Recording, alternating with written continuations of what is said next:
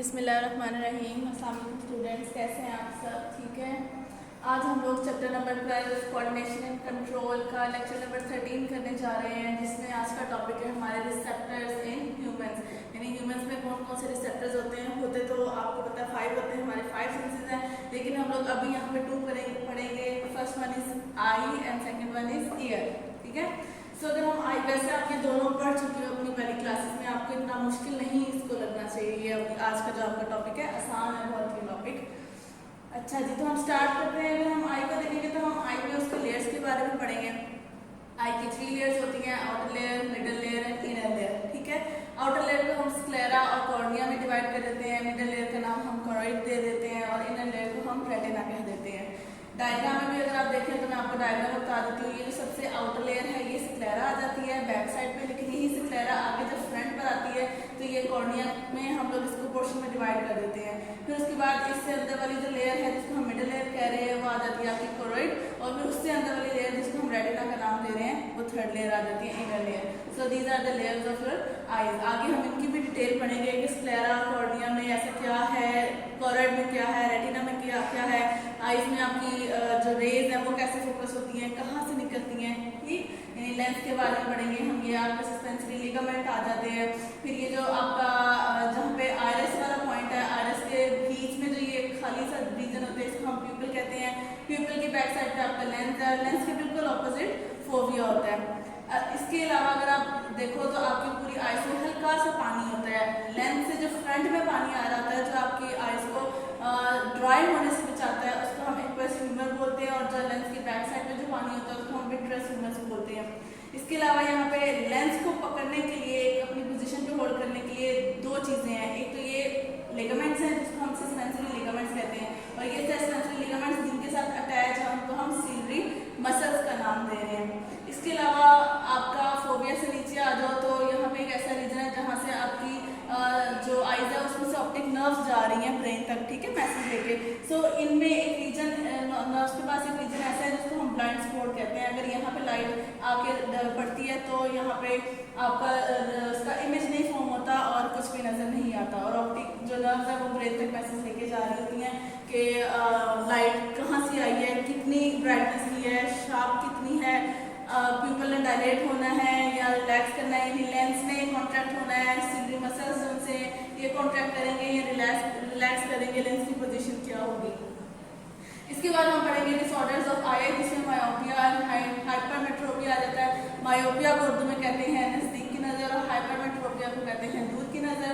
उसके बाद फिर हम लोग कंट्रीब्यूशन ऑफ मुस्लिम साइंटिस्ट पढ़ेंगे कि आई के बारे में किसने, आई के स्ट्रक्चर को किन्होंने पढ़ा, उस लाइट को इसके अंदर कैसे जा रही है और उसकी क्या फोकसिंग है उसके बारे में किन्होंने पढ़ा। तो यहाँ पे 2 मुस्लिम साइंटिस्ट हैं जिसके बारे में पढ़ेंगे। फर्स्ट इज अली इब्ने ईसा और सेकंड इज इब्न अल-हैथम।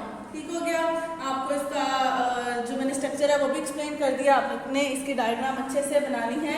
इसके ऊपर लॉन्ग क्वेश्चन नहीं आता है, लेकिन ये कि ये शॉर्ट के लिहाज से हम जब बुक से भी पढ़ेंगे तो मैं आपको बताती जाऊंगी कि ये इसके ऊपर डिफाइन आ जाता है, ये इसका ये शॉर्ट क्वेश्चन बन जाता है। लॉन्ग इसके ऊपर नहीं है, लेकिन आपने अच्छे से इसको पढ़ना है। फिर हम आ जाते हैं ईयर के ऊपर। तो ईयर की भी 3 लेयर्स आ जाती हैं, external ear, middle year, inner year. अगर डायग्राम से मैं एक्सप्लेन करूँ तो ये जो बाहर का रीजन है जो आपके ईयर के जो सामने नजर आ रहा है बॉडी से बाहर, पिन्ना, ऑडिटरी कैनाल और ईयर ड्रम, ये आपका आ जाता है एक्सटर्नल। इसके बाद मिलस इंटरस्टेट, ये आ जाता है आपका मिडल ईयर, और उसके बाद सेमी सर्कुलर कैनाल, वेस्टिब्यूल और कोक्लिया, ये आपका जो है ये इनर आ जाता है। ठीक है, आउटर, मिडल और इनर ईयर।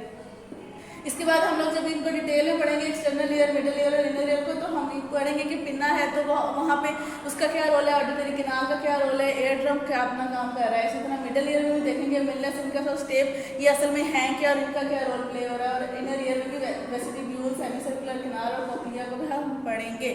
वैसे तो आपने ऑलरेडी पढ़ा हुआ है, ये सब कुछ बहुत आसान है, आप लोगों के लिए मुश्किल नहीं है ये सब कुछ। फिर हम पढ़ेंगे जो प्रोसेस ऑफ हेयरिंग के, जो हेयरिंग का प्रोसेस है उसमें असल में होता क्या है, जो आवाज़ और साउंड है वो पिन्ना से गुजरती हुई कहाँ कहाँ से जाती है, किधर से किसके पास जाती है, और हमें कैसे उसको पता चलता है कि ये वाली आवाज़ें आ रही हैं। इसके अलावा हमने बात की थी पहले भी कि जो हमारा ईयर है वो हमारा थोड़ा सा बैलेंस को भी मेंटेन करता है, पोस्चर को भी मेंटेन करता है, जब हम ब्रेन का टॉपिक पढ़े थे। ठीक, सो हम लोगों ने इसके बाद ये भी पढ़ा कि year maintain the balance of body, के ईयर हमारी बॉडी को बैलेंस कैसे रखता है, उसका पोस्चर कैसे बनाता है, बॉडी ने बेंड करना है, स्ट्रेट खड़े होना है, किस तरह से क्या करना है, वो भी हमारा ईयर थोड़ा सा हेल्प करता है हमारी बॉडी को। डायग्राम्स दोनों आपने अच्छे से याद करनी है, बनानी है, मैंने बनी हुई डायग्राम्स आपकी देखनी है। Now come to your book page number 42। जी students, book page number 42, eye. Our eyes are located in small portion of skull known as the orbit of eye socket। यानी कि अगर हम अपनी स्कल को देखें तो स्कल के जो सामने ही आपको दो बड़े बड़े गोल से होल नज़र आते हैं, उनको ऑर्बिट या फिर आई सॉकेट कहते हैं, और जो हमारी आइज़ हैं वो उसके अंदर ही एडजस्ट की जाती हैं। Eyelid wipe eyes and prevent dehydration. Eyelid यानी कि जब आप आंखें बंद करके खोलते हो तो आपकी जो ऊपर वाला पार्ट है वो जब बंद होकर खुलता है उसको कहते हैं आईलिड। तो कहने कि वो क्या करता है कि वो आपकी आइज़ को डिहाइड्रेशन यानी सूखने से, ड्राइनेस से बचा देता है। Then they spread tears on eyes which contain substances for fighting bacterial infection। और वो डिहाइड्रेशन से कैसे बचाता है कि उसकी बैक साइड हमारे जो आइज़ हैं इनमें टीयर ग्लैंड्स होते हैं, जो आंसू जिसे कहते हैं, वो प्रोड्यूस करने वाले ग्लैंड्स। ठीक है, सो आपका जो आईलिड है वो वहाँ से थोड़ा सा पानी लेता है, आंसुओं वाला ही, और वो आपकी आई को सामने जो आपका प्यूपल है या जिसको कह लो कि आपका आयरस है, उसके जो बीच आयरस, दोनों आयरस के बीच में, या प्यूपल नॉर्मली नाम दे लो, वहाँ पे हल्का सा वो पानी को सिक्रीट कर देता है, जिसको हम एक्वस ह्यूमर का नाम भी देते हैं। और वो जो आपका पानी है, उस पानी के अंदर हल्की सी कह लो कि केमिकल्स हैं, ऐसे केमिकल्स हैं या सब्सटेंसेस हैं जो कि बैक्टीरिया को भी किल करने में हेल्प करते हैं। यानी आउटर सराउंडिंग से अगर कोई बैक्टीरिया या कोई भी चीज़ आपकी आइज में चली जाती है, ठीक है, माइक्रोस्कोपिक जो हमें नज़र नहीं आती, तो फिर उस जो एक्वस ह्यूमर है यानी कि वो जो पानी है उसमें जो केमिकल सब्सटेंसेस प्रेजेंट है वो उसको किल कर देते हैं। Eyelashes prevent fine particles from entering eye. The structure of eye can be divided into 3 main layers। इसके अलावा वो अगर कह रहे हैं कि जो आपकी आई लैशेज़ हैं, जिनको हम ये जो छोटी छोटी आईलेट के ऊपर हमारी बाल हैं, ठीक है, इनको आई लैशेज़ कहते हैं। ये इन आई लैशेज़ का क्या काम है कि कोई मिट्टी या कोई छोटे छोटे जो यानी ज़र्रात जिसको कह लो वो हैं, पार्टिकल्स हैं, उसको हमारी आइज़ में जाने से रोकता है। जब मिट्टी चलती है या कुछ भी तेज़ हवा आती है, आंधी चलती है, तो हम आइज़ बंद कर लेते हैं ताकि वो ईजिली आपकी आइज़ में ना जाए और आपकी आई प्रिवेंट हो जाए उससे। और आई लैशेज़ भी ये काम करती हैं कि वो अंदर नहीं पार्टिकल्स को जाने देती। सो ये तो हो गया जनरली आपका एक्सटर्नली स्ट्रक्चर जो हम देख रहे होते हैं। अब आ जाए इंटरनली स्ट्रक्चर्स को, हम आइज़ को किस तरह से डिवाइड करते हैं। सो आई 3 मेन पार्ट्स में डिवाइड है, यानी पार्ट्स लेयर्स में डिवाइड है, outer layer, middle layer, inner layer. अभी हम आउटर लेयर पढ़ने जा रहे हैं। The outer layer of eyeball consist of sclera and cornea, जो मैंने अभी बताया। बाकी बैक साइड से सारा सिक्लेरा होता है, लेकिन फ्रंट ऑफ द आई उसको कॉर्निया का नाम दिया जाता है। Sclera give eye most of its white colour. जो हमारा सारा वाइट कलर नज़र आ रहा है वो क्या है? वो सिक्लेरा ही है। It consists of dense connective tissue and protect the inner components of eye and maintain its shape। So इसका क्या काम है? एक तो ये connective tissue से बने हुए हैं और वो प्रोटेक्ट कर रहे हैं आपके आई के बाकी सारे इंटरनल पार्ट्स को। इसके अलावा ये आपकी आई की शेप को भी मेंटेन कर रहा है। In the front, sclera forms the transparent cornea. Cornea admits light to the interior of eye and bends light rays so that they can be brought to a focus। इसके अलावा वो कह रहे हैं जो फ्रंट पे आपका वाइट सी transparent layer है जो कि हमें नज़र नहीं आती है, वो आपकी कॉर्निया आ जाती है। वो कह रहे हैं कि आपकी जब जो लाइट रेज आती हैं वो पहले कॉर्निया को पास करती हैं, फिर अंदर प्यूपल, आयरस, लेंस तक जाती हैं। यानी फर्स्ट ऑफ ऑल जो आपकी लाइट है उसको कॉर्निया को पास करना पड़ता है। कॉर्निया पास करेगा तो ही लाइट आगे अंदर आएगी। ठीक है, ये आपकी होगी डायग्राम। अपने डायग्राम को अच्छे से करना है। उसके बाद आ जाए आप अपनी मिडल लेयर के ऊपर। The middle layer is called choroid, यानी कि मिडल लेयर को क्या नाम दे रहे हैं हम? कॉरोइड का। It contains blood vessels and give the inner I a dark colour. इसमें ब्लड वेसल्स होती हैं जो कि आपकी आई को ऑक्सीजन, आई के जो मसल्स हैं, सेल्स हैं, उनको ऑक्सीजन सप्लाई करना, या उधर वो जो काम कर रहे हैं, वेस्ट मटेरियल प्रोड्यूस हो रहा है, वहाँ से लेके जाना। सो यहाँ पर आपकी ब्लड वेसल्स होती हैं, कैपिलरीज होती हैं जो कि एक्सचेंज ऑफ मटेरियल यहाँ करती हैं। इसके अलावा कह रहे हैं कि मिडल लेयर की वजह से आई को बैक साइड पे थोड़ा सा डार्क कलर मिल जाता है। The dark colour prevent disruptive reflection within eye. और ये डार्क कलर हमारी आई के लिए अच्छा है क्योंकि इस डार्क कलर की वजह से जो आईज में लाइट रेज आ रही होती हैं वो डिस्टर्ब नहीं होती। डार्क कलर की वजह से उन्होंने जहाँ जाके फोकस होना होता है, फोविया पे, रेटिना पे, वो वहाँ जाके ही फोकस होती हैं। behind cornea choroid bends to form a muscular ring called iris।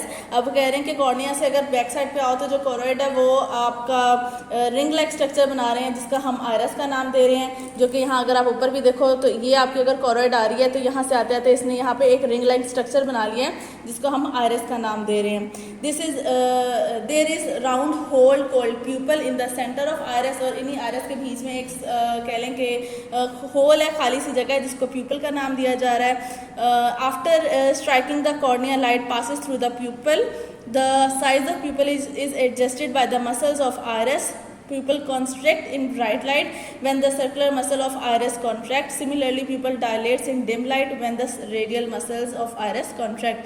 अब इसके अलावा वो कह रहे हैं कि जो आपकी जो लाइट है उसको कॉर्निया से पास करने के बाद प्यूपल के पास आना पड़ता है, प्यूपल को पास करके फिर वो लेंस के पास जाती है, ठीक है। सो वो यहाँ पे ये कह रहे हैं कि जब लाइट बहुत तेज होती है यानी शार्प लाइट होती है, ब्राइट लाइट होती है, तो आपका जो प्यूपल है वो कॉन्स्ट्रिक्ट कर जाता है यानी थोड़ा सा छोटा हो जाता है, ठीक हो गया। और इसी तरह जब आपकी अंधेरा होता है, लाइट थोड़ी सी डल हो जाती है तो आपका जो प्यूपल है वो बड़ा हो जाता है। नॉर्मली भी आप देखो एकदम ब्राइट लाइट में आते हो तो आप अपनी आंखें थोड़ी सी छोटी कर लेते हो, ठीक है, और जब आप डल लाइट में यानी अंधेरे में आते हो तो आंखें बड़ी बड़ी करके खोल के ध्यान से देख रहे होते हो। अगर आप नीचे अपनी डायग्राम को भी देखो तो डायग्राम में भी उन्होंने यही चीज़ बताई है कि जो इस वाली साइड की डायग्राम है वो यहाँ पे आपका अंधेरे में कह रहे हैं कि अगर आप रात में यानी अंधेरा है जहाँ पे वहाँ पे आते हो तो आपका जो प्यूपल है वो थोड़ा मोटा हो जाता है, बड़ा हो जाता है, जबकि जो इस साइड पे अगर आप देखो तो ये उन्होंने आपका ब्राइट लाइट का बताया हुआ है और ब्राइट लाइट में आपका जो प्यूपल है वो थोड़ा छोटा हो जाता है, ठीक है। फिर इसके बाद हम नेक्स्ट पेज पे आ जाओ, पेज नंबर 43 पर। फर्स्ट आपका ऊपर का blue box, too much light being let in could damage the retina, too little light make sight difficult. वो कह रहे हैं कि अगर आपकी अंदर बहुत ज़्यादा लाइट जाती है आपकी बॉडी के अंदर तो वह आपके रेटिना को डैमेज कर सकती है, और इसी तरह अगर बहुत कम लाइट जाएगी तो आपके रेटिना को डिफ़िकल्टी होगी लाइट को देखने में या चेक करने में। देन आज अपने पैराग्राफ पे नीचे, behind iris there is a convex lens, iris के पीछे कन्वेक्स लेंस है which focus light on retina, उस लेंस से आपकी लाइट पास होके पीछे रेटिना पे पड़ती है। Lens is attach to ciliary muscles of eye where a ring of suspensory ligaments. वो कहने के लेंस आपके सिलरी मसल्स के साथ अटैच है, लेकिन उनके साथ अटैच किसने किया हुआ है? सस्पेंसरी लिगामेंट्स ने किया हुआ है।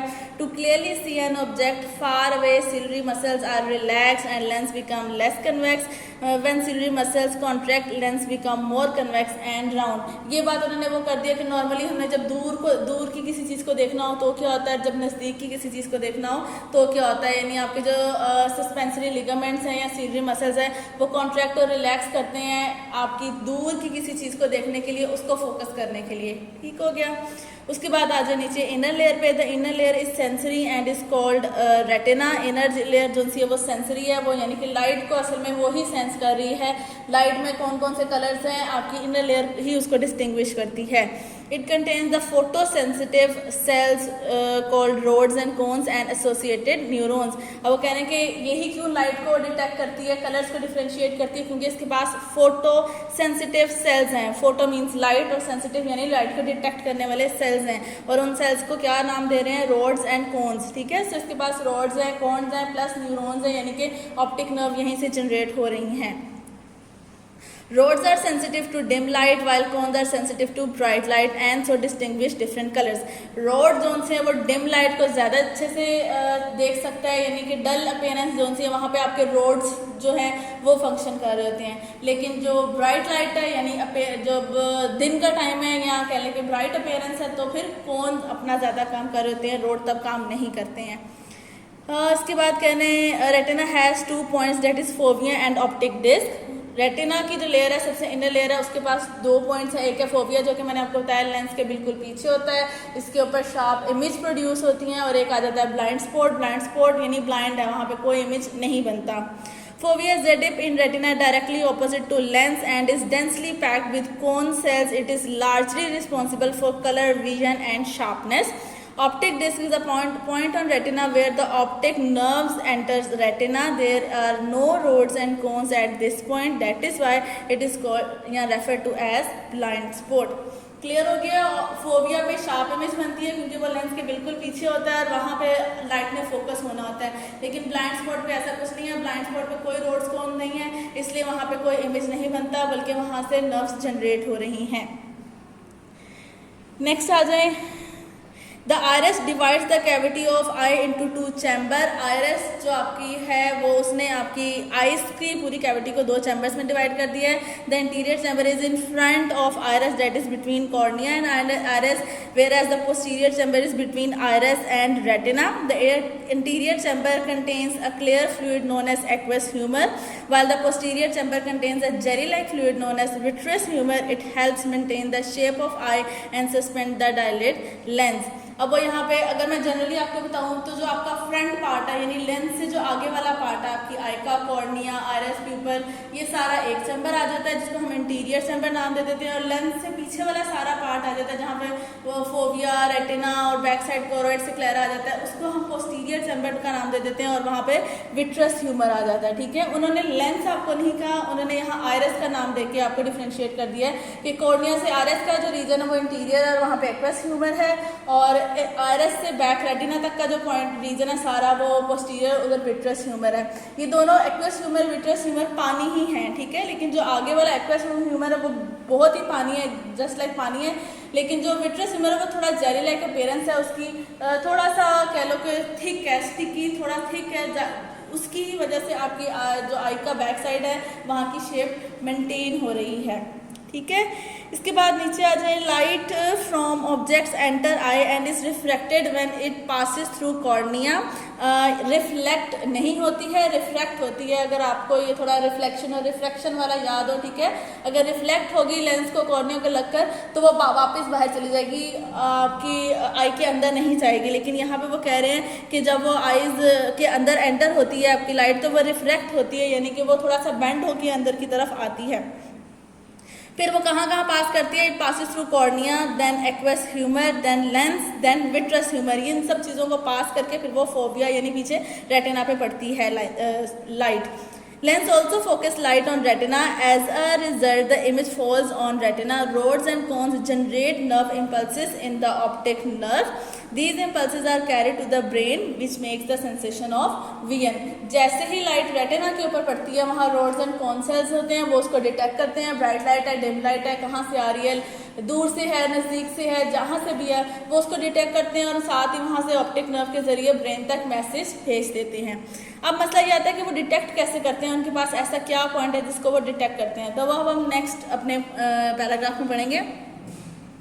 Road contains a pigment called rhodopsin. ठीक है, जो रोड सेल्स हैं उनके पास एक पिगमेंट है जिसका नाम है रोडोप्सिन, वो उनके अंदर होता है। When light falls on rhodopsin it breaks for generating a nerve impulse. तो वो रोडोप्सिन टूटता है और जैसे ही वो रोडोप्सिन टूटता है वैसे ही नर्व इम्पल्स जनरेट हो जाती है।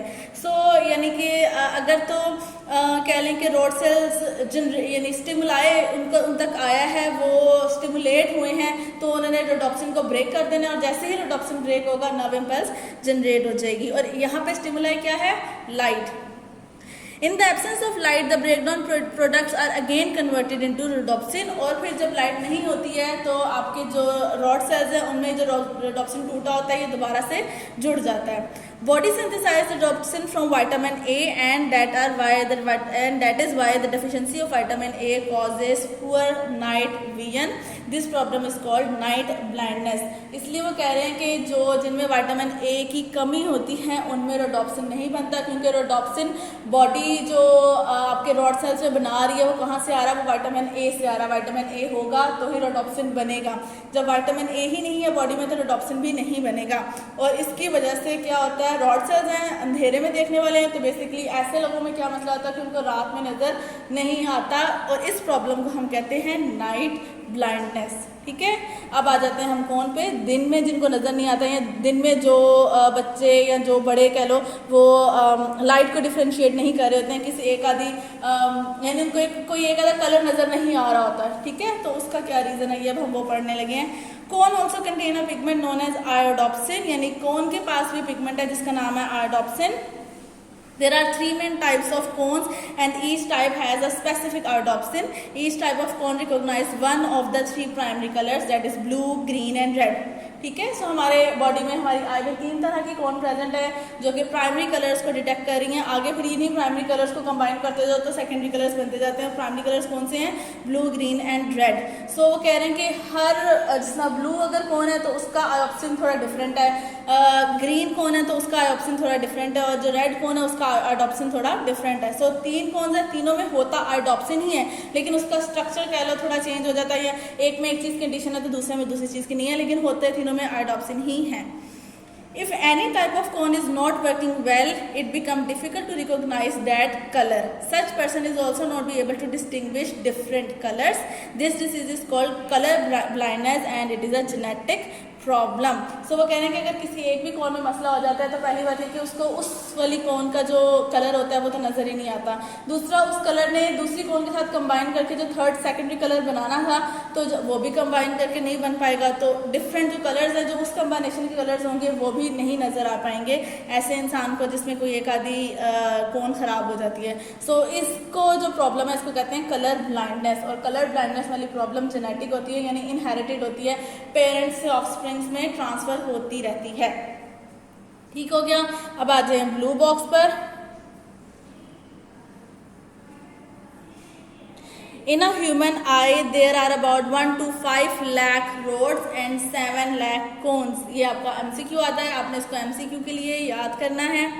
Have you ever seen the eye of cat and dog shining in the light? The reason for this is the presence of tapetum behind the eye, which is a layer capable of reflecting light। हम में tapetum नहीं होती इसलिए हमारी आंखें नहीं चमकती हैं, लेकिन जो कैट्स और डॉग्स हैं समटाइम्स नाइट में अगर इनकी आइज़ में देखो तो इनकी आइज़ जो सी वो शाइन कर रही होती है, चमक रही होती है। उसका रीज़न क्या है कि इनमें रिफ्रैक्शन के साथ साथ रिफ्लेक्शन भी होता है। इनकी आइज़ में टेपटम एक मेम्ब्रेन है जो कि प्रेजेंट है आइज़ में, और वो रिफ्लेक्शन का काम परफॉर्म कर रही है। ठीक है, हमारी आइज़ में ये टेपटम नहीं होती है। MCQs में आ जाता है कि जो आपके डॉग्स कैट्स हैं इनमें जो शाइनी अपीयरेंस है वो किस वजह से आ रही है। ठीक हो गया।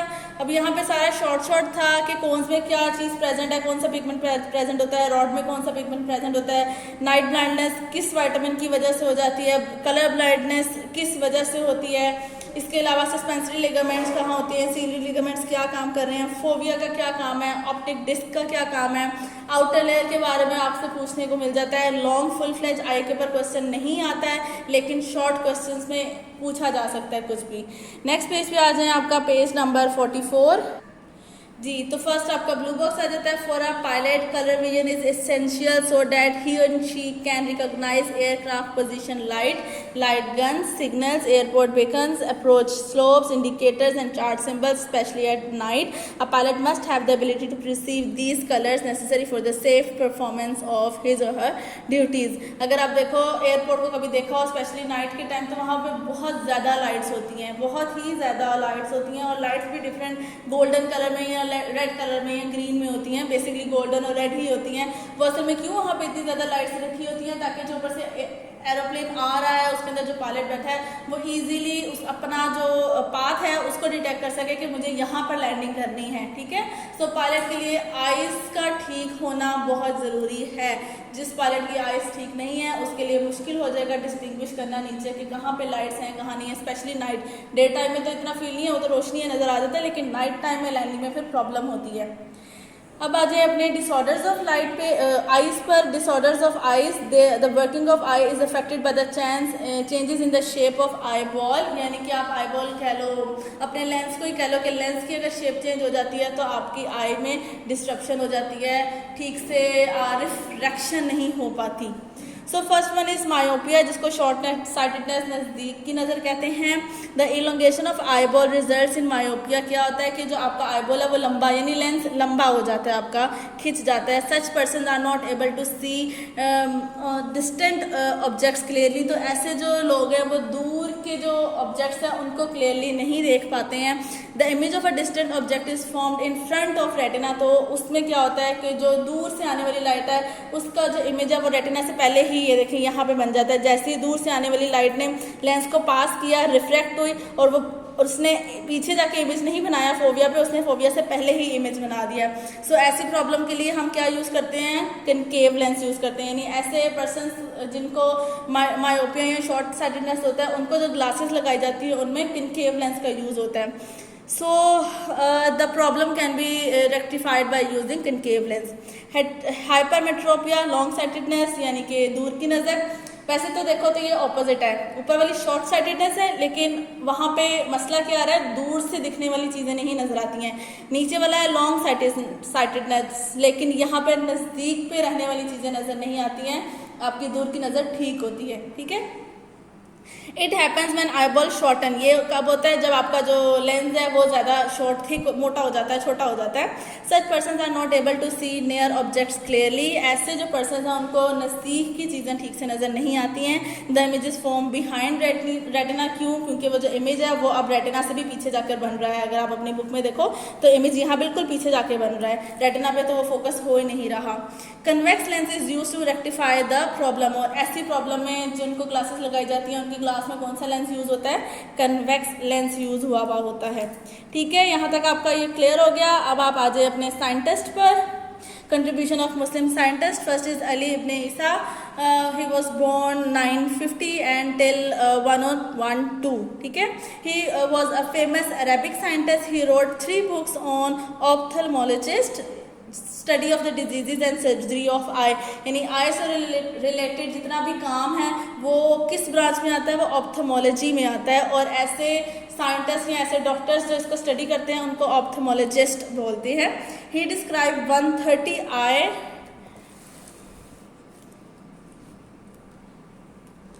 आई diseases and prescribe 143 drugs to treat these diseases, यानी कि इसने स्टडी किया इसके बारे में और 130 डिजीजेस को इसने स्टडी किया, यानी निकाला, ढूंढा, देखा, और फिर उन डिजीजेस को देखते हुए उनका आगे प्रिकॉशनरी मेजर या फिर उसके जो ट्रीटमेंट है, ड्रग्स जो उनसे उसके लिए यूज़ करने हैं उनके बारे में भी बताया। और वो कितने थे, 143 थे वो। ठीक है, सो अली इब्ने ईसा ने क्या काम किया था, एक तो वो उसने ऑप्थेमोलॉजी पे बुक्स लिखी थी, यानी आइज़ के ऊपर बुक्स लिखी थी। उसने 130 आई डिजीजेस आइडेंटिफाई की थी और उन आई डिजीजेस के ट्रीटमेंट में 143 ड्रग्स को यानी प्रिस्क्राइब किया था। देन आ जाता है Ibn al Haytham, he was an Arab scientist, made significant contribution to the principle of eye and vision. इसने भी आई के ऊपर काम किया था और बहुत ज़्यादा काम किया था इसने इसके ऊपर। He is regarded as the father of optics, इसको फादर ऑफ ऑप्टिक्स यानी आई ऑप्टिक कह लें, कलर्स को कहते हैं, रेस को, लाइट को कहते हैं, तो ये इसको फादर ऑफ लाइट भी बोला जाता है। Study of the behaviour of light, His book of optics correctly explained and proved the modern theory of vision। उसने जो बुक्स लिखी थी उसके अंदर इतनी पहले बुक्स लिखी हुई थी, लेकिन जो आजकल की जो स्टडी है वो बिल्कुल उससे मैच कर रही हैं। He discussed the topics of medicines and eye surgery in his books। उसने आई के बारे में, आई के टॉपिक के बारे में पढ़ा था, उसके बारे में सारा काम किया था और उसने उन अपनी बुक्स में उसको डिस्कस किया था। He made several improvements to eye surgery and accurately described the process of sight, the structure of eye, image formation in the eye and visual system। उसने इन सब चीज़ों पे काम करके इनके अंदर यानी जो पीछे से पहले से काम चलता आ रहा था उसमें थोड़ी चेंजेस लाई थी और इम्प्रूवमेंट की थी, यानी अच्छा काम किया था। Ibn al Haytham also describe the principles of pinhole camera, जो कि आप फिजिक्स में पढ़ते हो। पिन होल कैमरा का जो कह लें कि फाउंडर कह लें, खैर फाउंडर तो नहीं लेकिन फाउंडर पहले ही से था, लेकिन इसने उसको आगे फर्दर प्रूव किया, अच्छे से उसके प्रिंसिपल डिस्क्राइब किए, सारा काम किया उसके ऊपर। ब्लू बॉक्स में आज Ibn al Haytham books of optics have been ranked alongside a book of Isaac Newton. It is one of the most influential books ever written in the history of physics. वो कह रहे हैं कि Isaac Newton की books की जो ranking है उसके साथ इब्न अल-हातिम की भी जो बुक की रैंकिंग है वो दी जाती है, यानी इसकी बुक में भी काफ़ी कुछ वो सब है जो कि वाकई प्रूव हो रहा है आज के दौर में भी कि वो सब सही है। नेक्स्ट आ जाए आप नीचे अपने ब्लू बॉक्स पे, आउल वाले। Owl is not able to see during day time, owl दिन के टाइम नहीं देखता है, जैसे बैट दिन के टाइम नहीं देख पाती हैं, ऐसा है तो क्यों है।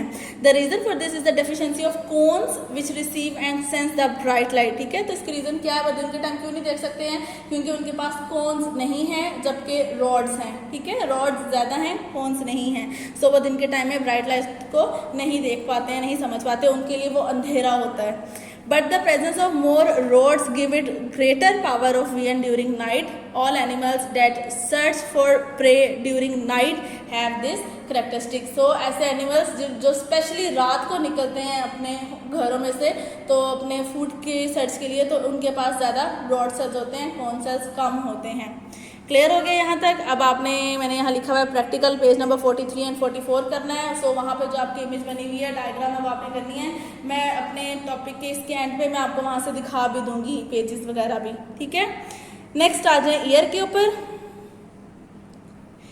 Hearing is an important as vision. Hearing भी उतनी ही इंपॉर्टेंट है जितनी आपकी विजन इंपॉर्टेंट है, देखना इंपॉर्टेंट है। Our ear help us in hearing and also to maintain the balance और equilibrium of the body. Our ear has 3 main part, that is external ear, middle ear and inner ear. External ear consist of pinna, auditory canal and ear drum, जिसको हम tympanum भी बोलते हैं। Diagram में भी मैंने आपको बताया कि हमारे एक्सटर्नल ईयर में 3 पार्ट्स हैं। पिन्ना जो आउटर रीजन, जो आपको ये सामने से भी आपको नजर आ रहा है, इससे जो अंदर की तरफ जा रही है वो ऑडिटरी कैनाल है, और उसके अंदर आपका टिम्पेनम यानी कि ईयर ड्रम आ जाता है। Pinna is the broad external part made of cartilage and covered with skin. Cartilage मुझे बताने की जरूरत नहीं है क्या होती है, और स्किन से कवर है।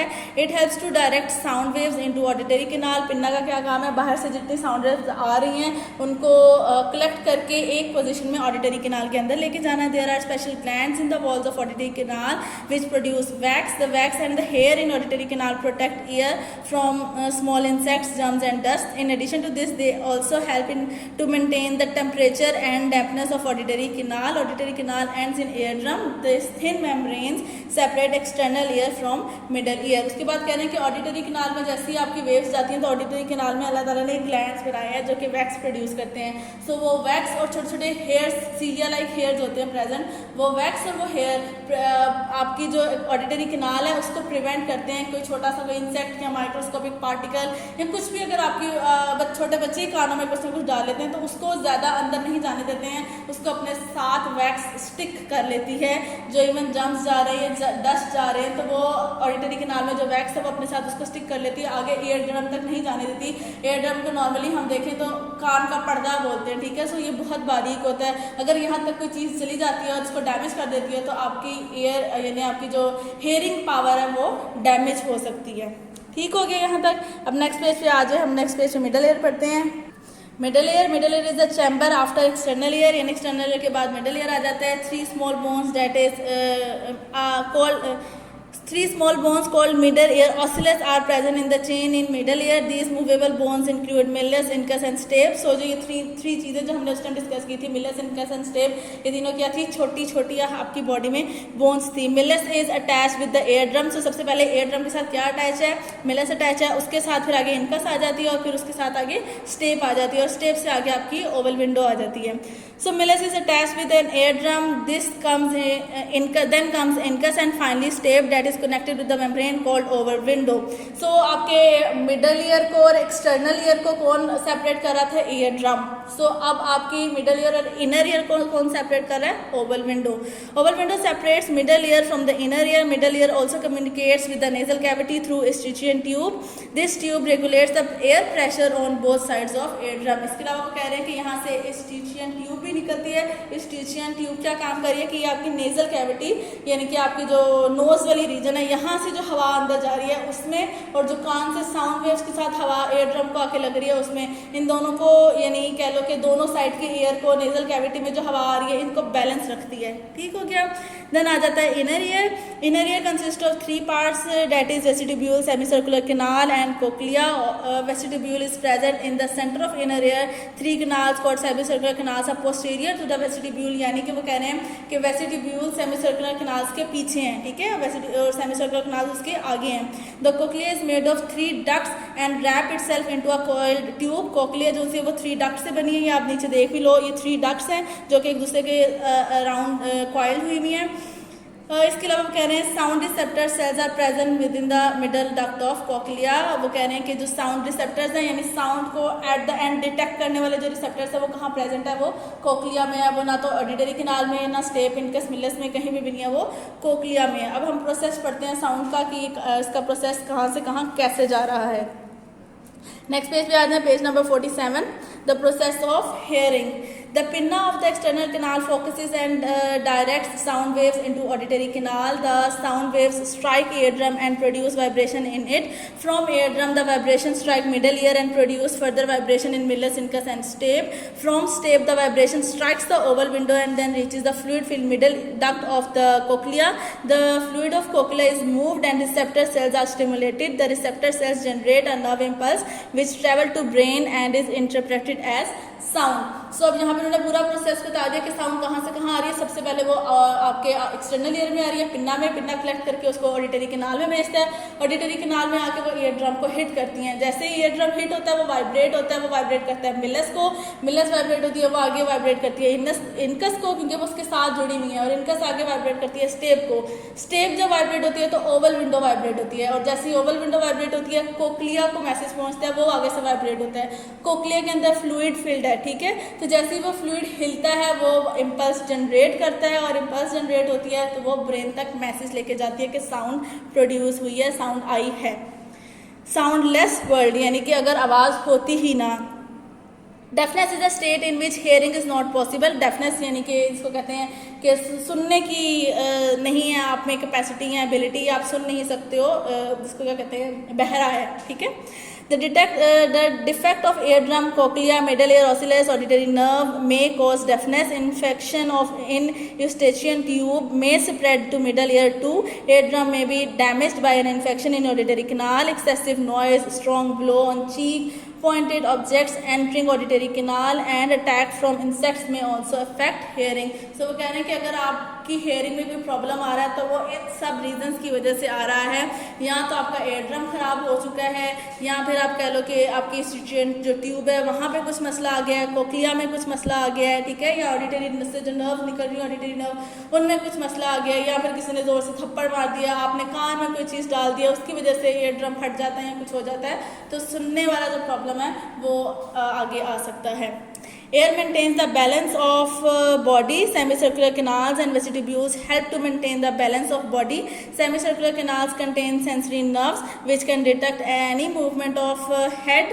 Vestibules can detect any change in the posture of body. The neurons coming from these two receptors reach cerebellum through the auditory nerve. अब वो मैंने आपको पहले भी बताया था कि आपका जो ईयर है वो somehow बैलेंस भी करता है. तो बैलेंसिंग के लिए कौन काम कर रहा है, ईयर की कौन से पार्ट है, वो वेस्टिब्यूल और सेमीसर्कुलर कैनाल है. ये आपकी बैलेंसिंग को, पोस्चर को, आपके हेड की मूवमेंट को डिटेक्ट करती हैं. इनके अंदर भी लिक्विड होता है. जैसे वो लिक्विड वाइब्रेट होता है तो आपका जो है नर्व इम्पल्स वो जनरेट होती है और वो फिर आपके ब्रेन तक जाती है कि ये लिक्विड यहाँ से इस मूवमेंट में ज़्यादा गया तो हेड की पोस्चर इस तरह से हो गया है या बॉडी का पोस्चर इस तरह से हो गया है. देन आ जाते हैं ब्लू बॉक्स पर. A thunderstorm is characterized by the presence of lightning and a thunder. The lightning is caused by an electrical charge due to the movement of water droplets or crystal carried by the wind. वो कह रहे हैं कि जो हमारी क्या इसको कहते हैं बारिशें होती हैं जब, तो हवा बहुत तेज चलती है और ये बिजली का जो खड़कना है बोलना है, ठीक है. उसको कह रहे हैं कि वो लाइटनिंग और थंडरस्टॉर्म हवा बहुत तेज चलनी है. तो वो कह रहे हैं वो किस वजह से हो रही है, तो लाइटनिंग कॉज होती है इलेक्ट्रिकल चार्ज की वजह से. और वो इलेक्ट्रिकल चार्ज कैसे आ रहा है, जो वाटर ड्रॉपलेट्स हैं उसकी जो क्रिस्टल्स हैं, विंड जब उसको ज़्यादा यानी मूवमेंट शो करती है तो उनमें चार्ज प्रोड्यूस हो जाता है. The sudden increase in pressure and temperature from lightning produces rapid expansion of the air. So उस टाइम पे जो ऊपर आपका टेम्परेचर और प्रेशर मेंटेन हो जाता है आपकी इन्वायरमेंट में, वो क्या करता है, वो आपकी जो लाइटनिंग का यानी कह लो कि हवा को, जिस तरह हवा के में जो पार्टिकल्स हैं, एयर के जो पार्टिकल है, गैस पार्टिकल्स हैं, उनको कह लो कि फाड़ता है, ठीक है. वो एक्सपैंड कर देता है उनको, बड़े वो ज़्यादा एक्सपैंड हो जाते हैं. This expansion of air produces a sound of thunder. So उस एक्सपेंशन का जो रिजल्ट है ना वो थंडर है. वो जो गरजने की जिसको कहते हैं आवाज़ आ रही है, वो गरजने की आवाज़ जब चार्जेस प्रोड्यूस होते हैं और चार्जेस एक दूसरे से रिपेल करते हैं और रिपेल करने में एक्सपेंशन क्रिएट करते हैं, तो वो जो एक्सपेंशन क्रिएट होता है एकदम, वो आप कह लो कि थंडरस्टॉर्म की आवाज़ आती है वो. The flash of light is followed after some seconds by a roar of thunder. यानी कि पहले आपको गरजने की आवाज़ आती है और उसके बाद कुछ सेकेंड्स बाद आपको लाइट नजर आती है. This time difference is due to the fact that sound travels slower than light. और ये टाइम डिफरेंस क्यों ऐसा क्यों है कि पहले आवाज़ सुनाई देती है और बाद में लाइट नज़र आती है, क्योंकि हमें आवाज़ जो सी है वो ज़्यादा जल्दी ट्रैवल करती है एज़ कम्पेयर टू लाइट। ठीक है, दोनों में थोड़ा सा डिफरेंस है। लाइट थोड़ा सा कम मूव करती है लेकिन साउंड उससे ज़्यादा जल्दी मूव करती है। यहाँ पे मैंने आपका प्रैक्टिकल का पेज नंबर 46 लिखा हुआ है, सो आपने इसको भी करना है। लास्ट पेज पे हमने ब्लू बॉक्स नहीं पढ़े, हम वो पढ़ लेते हैं। Step is the smallest bone of the human body. ठीक है, हमने स्पोर्ट एंड मूवमेंट में पढ़ा था कि आपकी जो फीमर है, जो थाई बोन है, वो सबसे लॉन्गेस्ट बोन है। सो यहाँ पे अब हम पढ़ रहे हैं कि जो स्टेप है वो सबसे छोटी बोन है आपकी पूरी बॉडी की। MCQs में आता है। Hold the finger of your palm close to each other and place it behind the pinna. Then concentrate on a particular sound continuously having the same frequency. Remove the palm and concentrate on the same sound again. वो कह रहे हैं कि अक्सर आप जब हम सो भी रहे होते हैं तो हमारा जो हाथ है अक्सर वो कान के पीछे लग जाता है, तो अक्सर वहाँ से हमें वाइब्रेशन फील हो रही होती है। ठीक है, सो ये वहाँ पे उस वाइब्रेशन की बात कर रहे हैं कि वो जो वाइब्रेशन है, वो जो साउंड है, वो क्यों आपको फील हो रही है। वहाँ पे हमारी नर्व्स हैं, हमारी ब्लड वेसल्स है, तो जब उनमें ब्लड मूव कर रहा होता है हार्ट बीट के लिहाज से, तो वो हमारी वहाँ पे मूवमेंट शो यानी वो शो कर रही होती हैं और वो हमें फील हो रहा होता है। ठीक हो गया, क्लियर है यहाँ तक आपका सारा टॉपिक। अब मैं आपको आपकी प्रैक्टिकल बुक से सारे आपके प्रैक्टिकल के पेजेस बता देती हूँ। यहाँ तक का भी ऐसा लॉन्ग कुछ नहीं था, शॉर्ट क्वेश्चन आंसर्स थे, आपने अच्छे से इनको याद करना है। जी स्टूडेंट्स, तो आपके पेज नंबर 26 पे ये बोन की डायग्राम है, आपने इसको बनाना है। उसके बाद आपके पेज नंबर 29 के ऊपर ये उसकी अमीबा की डायग्राम है, आपने इसको बनाना है। फिर उसके बाद पेज नंबर 31 पे आपकी यीस्ट की बर्निंग हो रही है, ये बनानी है आपने डायग्राम। देन पेज नंबर 33 पे अनियन बल्ब है, इसको भी आपने बनाना है। पेज नंबर 35 पे राइजोम ऑफ जिंजर आपकी ये वाली डायग्राम है, आपने इसको भी बनाना है। पेज नंबर 36 के ऊपर आपका पोटैटो है, ट्यूबर, ये वाली डायग्राम आपने इसको भी बनानी है। देन आ जाए आप पेज नंबर 43 के ऊपर, तो 43 के ऊपर ये वाली डायग्राम है, आपने इसको भी बनाना है। नेक्स्ट पेज पे आपका आ जाता है पेज नंबर 44, उसके ऊपर मेज एंड ग्रेन की उनके स्ट्रक्चर हैं, आपने इनको बनाने हैं। एंड लास्ट में आपका आ जाता है पेज नंबर 46 के ऊपर स्ट्रक्चर ऑफ टिपिकल सीड, ये बनाना है।